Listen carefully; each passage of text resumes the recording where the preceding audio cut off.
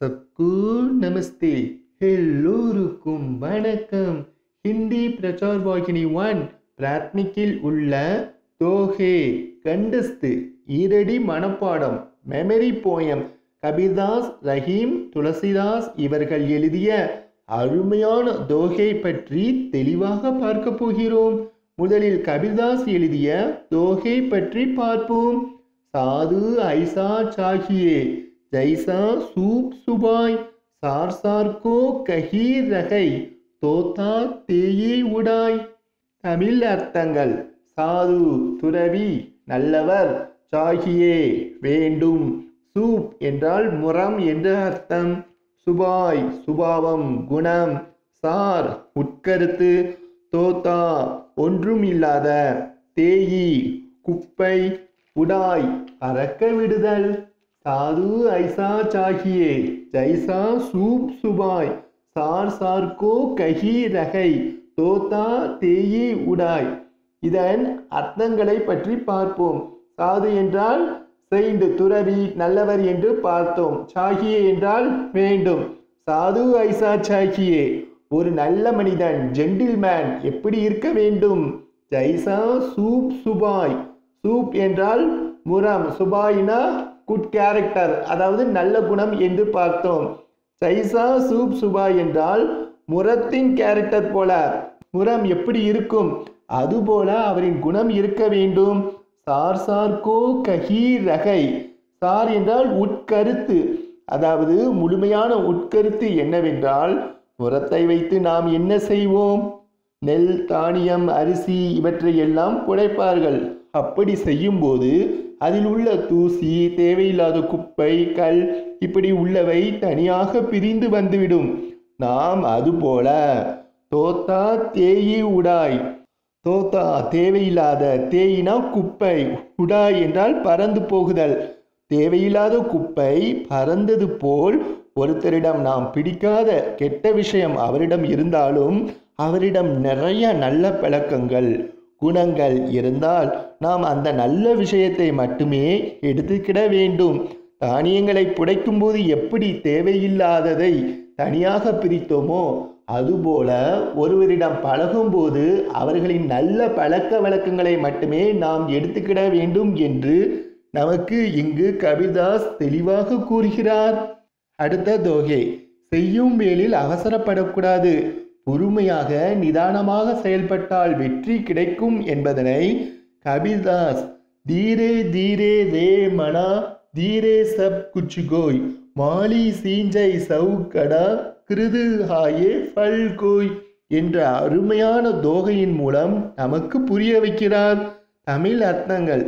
தீரே என்றால் ஸ்லோலி மெதுவாக, சப் அனைத்தும், கோய் நடக்கும், மாலி தோட்டக்காரன், சீஞ்சை நீர் பாய்ச்சுதல், சவு என்றால் 100 100, கடா குடம், கிருது சீசன் பருவம், ஆயே வருவது. தீரே தீரே ரே மனா தீரே சப் குச் கோய் மாலி சீஞ்சை சவு கடா கிருது ஆயே ஃபல் கோய். தீரே தீரே ரே மனா மெதுவாக நிதானமாகத்தான் செயல்படணும். தீரே சப் குச் கோய் மெதுவாக நிதானமாக எல்லாமே அனைத்துமே கொஞ்சம் கொஞ்சமாக நடக்கும்.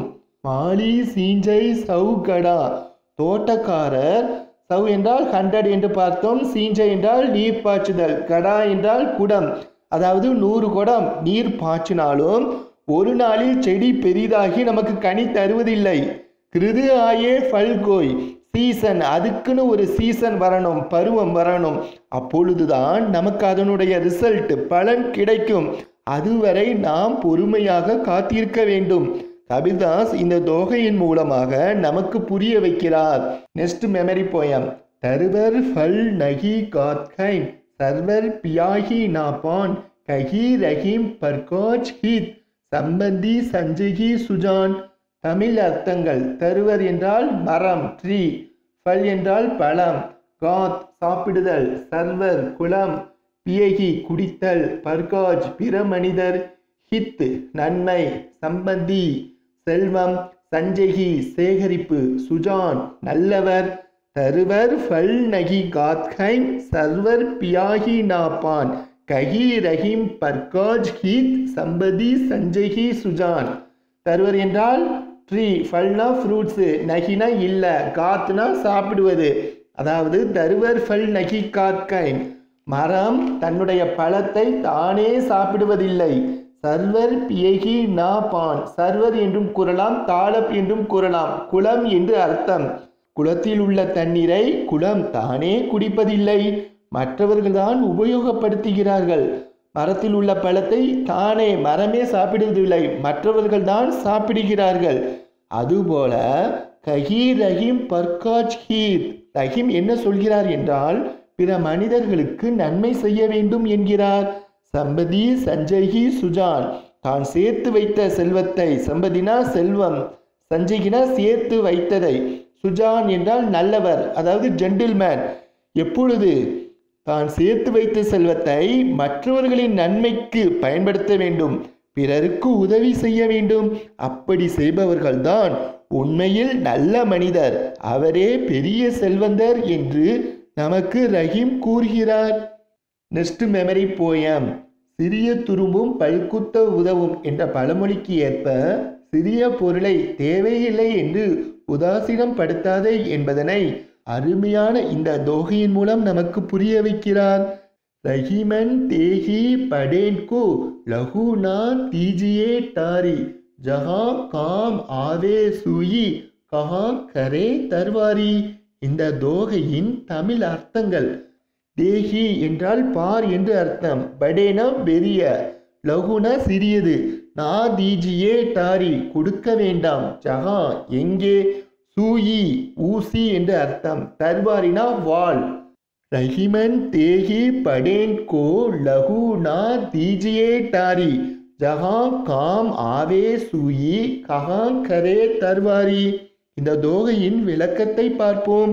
ரஹிமன் தேஹி படேன் கோ, ரஹீம் தேஹி படேன் கோ, அதாவது என்ன கூறுகிறார் என்றால் பெரிய பொருளை பார்த்துவிட்டு லகு நா தீஜியே டாரி, சிறியது வேண்டாம் என்று அதை ஒதுக்க வேண்டாம், கொடுக்க வேண்டாம் மற்றவர்களுக்கு. ஏன் அப்படி கூறுகிறார்? ஜஹா காம் ஆவே சூயி, ஜஹான எங்கே, காம் வேலைக்கு, ஆவே சூயி அதாவது ஊசி எங்கே வேலைக்கு வரும், கஹா கரே தர்வாரி அவர் சொல்கிறார் அங்கே வாளுக்கு என்ன வேலை இருக்கும். அதனுடைய சைஸில் பார்த்தால் ஊசி சிறியது, வாள் என்பது மிக பெரியது. துணியை தைக்க ஊசியை உபயோகப்படுத்த முடியும், அந்த இடத்தில் வாளை வைத்து ஒன்றும் செய்ய முடியாது. இடத்திற்கு ஏற்றவாறு பயன்பாடுகள் இருக்கும் என்பதனை நமக்கு இந்த தோகையின் மூலம் ரஹீம் புரிய வைக்கிறார். எனவே பெரியது சிறியது என்று பாகுபாடு பார்க்க வேண்டாம் என்பதனை இந்த அருமையான தோகை மூலம் நமக்கு ரஹீம் புரிய வைக்கிறார். What is leadership? லீடர்ஷிப் என்றால் என்ன? ஒரு வேலையை எடுத்துக்கொண்டால் அதை எப்படி செய்ய வேண்டும் என்பதனை மற்றவர்களுக்கு அறிவுரை கூற வேண்டுமே தவிர எப்பொழுது பார்த்தாலும் அவர்களை குறை கூறுபவர்களாக இருக்கக்கூடாது. துளசிதாஸ் இந்த தோகையின் மூலம் ஒரு தலைவர் எப்படி இருக்க வேண்டும் என்பதனை நமக்கு தெரிவிக்கிறார். மூகியா மூங்சோ சாகியே கான் பான் கோ ஏக் பாலை போசை சகல் அங் துளசி சகித் விவேக். மூகியா என்றால் லீடர், தலைவர் என்று அர்த்தம். மூங்னா மவுத்து வாய், சாகியேனா வேண்டும், கான்பான் அப்படின்னா சாப்பிடக்கூடியது, சகல் அங் என்றால் உடம்பில் உள்ள எல்லா பார்ட்ஸுமே, சகித் என்றால் நன்மை பயக்கக்கூடியது. பாருங்கள் இந்த தோகையின் விளக்கத்தை பார்ப்போம். மூகியா மூங்சோ சாகியே கான்பான் கோ ஏக் பாலை போசை சகலங் துளசி சகித் விவேக். ஒரு தலைவனாக அல்லது அரசனாக இருப்பவன் எப்படி இருக்க வேண்டுமா? வாய் மாதிரி இருக்க வேண்டுமா? அதான் மூகியானா ஒரு லீடர் அல்லது தலைவன். மூங்சோ சாகியே, மூங் என்றால் மவுத்து, வாய் போல என்ன செய்ய வேண்டுமா? இருக்க வேண்டுமா? ஏன் வாய் மாதிரி இருக்க வேண்டும் என்று கூறுகிறார்? கான் பான் கோ ஏக், அதாவது நாம் சாப்பிடுகின்ற அந்த உணவு வாய் மூலமாக சென்று பாலை போசை சகலங், அதாவது உடம்பில் உள்ள சகல பார்ட்ஸுக்கும் எல்லா உறுப்புகளுக்கும் தேவையான அளவு சக்தியை கொடுக்கிறது. அதாவது நமது உடம்பில் இயங்கக்கூடிய அனைத்து பாகங்களுக்கும் நாம் சாப்பிடுகின்ற சாப்பாடு மூலமாக அந்த சக்தி எனர்ஜி கிடைக்கிறது. அவற்றை சரியாக பிரித்து நமக்கு கொடுக்கிறது. அதுபோல ஒரு லீடர் என்பவன் எப்படி இருக்க வேண்டுமா? துளசி சகித் விவேக், அதாவது துளசிதாஸ் கூறுகிறார், எல்லா விஷயத்திலுமே சரியாக கரெக்டாக அந்த நீதியை வழங்கக்கூடியவனாக ஒரு மனிதன் இருக்க வேண்டும் என்றும் பாரபட்சம் இல்லாமல் நீதி வழங்குபவனாக இருக்க வேண்டும் என்று இந்த தோகையின் மூலம் நமக்கு துளசிதாஸ் புரிய வைக்கிறார். துளசி மீட்டே வச்சந்தே சுக் உபஜத் சகுவோர் பசிகரன் யகு மந்திரகை பரிக்கரு வச்சன் கடோர். தமிழ் அர்த்தங்கள்: மீட்டே சுவீட், அதாவது இனிப்பான, வச்சன்னா வார்த்தை சொல், சுக்குனா சுகம், உபஜத் உற்பத்தி, சகுவோர் நான்கு புறமும் அல்லது நாலாபுறமும், பசிகரனா அட்ராக்ட் ஆகுதல் அதாவது வசீகரித்தல், மந்திரனா மந்திரம், கடோர் என்றால் கடுமையான. துளசி மீட்டே வச்சந்தே சுக் உபஜத் சகுவோர் பசிகரன் யகு மந்திரகை பரிக்கரு வச்சன் கடோர். துளசிதாஸ் மற்றவர்களிடம் எப்படி பேச வேண்டும் என்பதனை நமக்கு இந்த தோகையின் மூலம் புரிய வைக்கிறார். துளசி மீட்டே வச்சந்தே சுக் உபஜத் சகுவோர் பசிகரன் யகு மந்திரகை பரிக்கரு வச்சன் கடோர். துளசி மீட்டே வச்சந்தே, துளசி மீட்டேனா இனிப்பான சுவீட்டான, வச்சந்தே வார்த்தைகளையே, சுக்கு உபஜத் சகுவோர், சுக்குனா சுகத்தை, உபஜத்துனா அந்த உற்பத்தியாகும், அதாவது நம்ம இருக்கிற அந்த நான்கு புறமும், சகுவோர்னா நான்கு புறமும் நாலாபுறமும் அந்த சுகம் என்ற அலைகள் என்னாகுமா உற்பத்தி ஆகும். வசீகரன் யகு மந்திரகை, வசீகரன் என்றால் அட்ராக்ட் ஆகுதல், வசீகரிக்கக்கூடியது, மற்றவர்களை வசீகரிப்பதற்கு.